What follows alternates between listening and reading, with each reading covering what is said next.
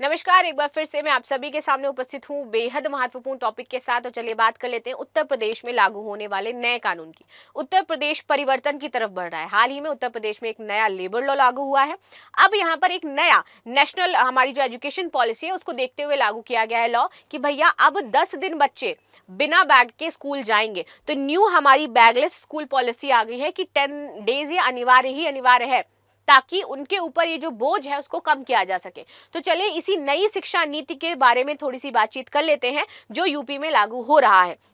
मेरा नाम है प्राची मिश्रा और आप सभी का बहुत बहुत स्वागत है संस्कृति आईएएस पर। वीडियो जरूर देखिएगा क्योंकि बहुत ही इंपॉर्टेंट टॉपिक हो जाता है। तो यूपी के स्कूलों में नई शिक्षा नीति लागू है, बैग लेकर के स्कूल नहीं जाएंगे बच्चे। इसके पीछे के कारण क्या है ये भी समझेंगे। तो देखो भैया, राष्ट्रीय शिक्षा नीति हमारी कौन सी है? 2020। इसको आधार बनाया गया है इस पूरे सिस्टम का। ठीक है, कदम उठाते हुए राज्य सरकार के सरकारी स्कूलों में कक्षा 6 से 8 इसमें पूरे शैक्षणिक वर्ष के लिए 10 दिन बैगलेस डेज डिसाइड किए गए हैं। इसका उद्देश्य है कि बच्चों का बोझ कम किया जाए और शिक्षा को अनुभव आधारित ज्यादा बनाया जाए, ना कि किताबी कीड़ा उनको बना दिया जाए। ठीक है, उनको ज्यादा प्रैक्टिकल नॉलेज आपकी दी जाए। ये नहीं कि बस स्कूल में आए हो और लो पढ़ो इसे और लिखते रहो पूरा दिन। विद्या मंदिर में तो इतना लिखवाया जाता था कि आई वाज लाइक कि वो अगर वही हैबिट होती तो मेंस तो अभी यूं निकल रहा होता हम लोगों का। अच्छा, आप में से कितने सारे लोग विद्या मंदिर में पढ़े हो, मैं ये जरूर जानना चाहूंगी, बिकॉज मैं विद्या मंदिर की छात्रा रही हूँ और इसलिए मुझे पता है कि सबसे ज्यादा विद्या मंदिर में लिखवाया जाता है। किसी स्कूल में इतना नहीं लिखवाया जाता भाई साहब।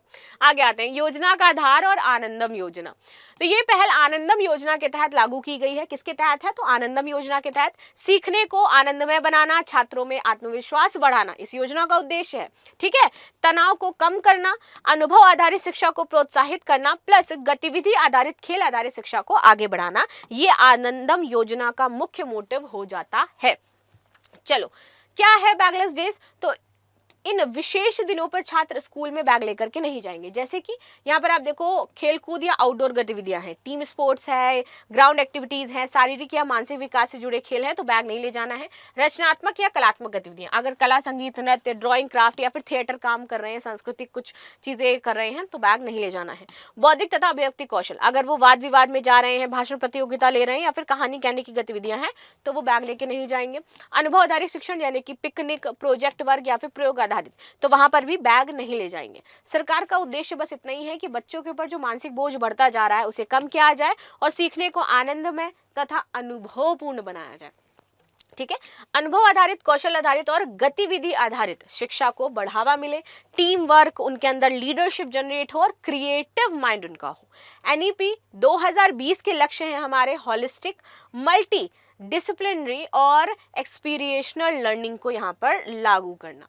एनईपी 2020 से संबंधित, तो राष्ट्रीय शिक्षा नीति 2020 में स्पष्ट रूप से कहा गया है कि छात्रों के लिए 10 दिन बैगलेस होने चाहिए। शिक्षा को चॉक एंड डस्टर मॉडल से निकाल करके एक्टिविटी आधारित बनाना चाहिए। व्यवहारिक, कौशल और रचनात्मक शिक्षा को यहाँ पर बढ़ावा देना चाहिए और इसी को अब पूरे यूपी में लागू कर दिया गया है। संभावित लाभ ये होंगे कि उनकी सीखने की गुणवत्ता बढ़ेगी, मानसिक तनाव उनका कम होगा, रचनात्मक व नेतृत्व कौशल बढ़ेगा, सामाजिक कौशल का विकास होगा और शारीरिक तथा मानसिक स्वास्थ्य में सुधार होगा।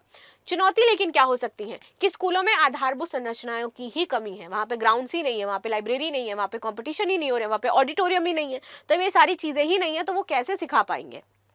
ठीक है, प्रशिक्षित शिक्षक की आवश्यकता है। पहले तो टीचर प्रशिक्षित होना चाहिए, खाली बस स्वेटर बिनने वाला नहीं होना चाहिए। खाली वो बैठ के स्वेटर बिनने जा रहा है तो फायदा क्या है, उससे पढ़ाई नहीं रहा है, तो वो प्रशिक्षण जरूरी है। समय प्रबंधन की चुनौती हो जाती है, भैया 4 घंटे 5 घंटे स्कूल चलना है तो अब टाइम पीरियड भी है, सिलेबस भी खत्म करना है, तो कैसे उसको मैनेज किया जाएगा। ग्रामीण स्कूलों में संसाधन, उसको कैसे पहुंच बैठाई जाएगी वहां तक। आगे की राह हो सकती है कि पहले तो स्कूल इंफ्रास्ट्रक्चर में आप सुधार करें तब इसको लागू करें।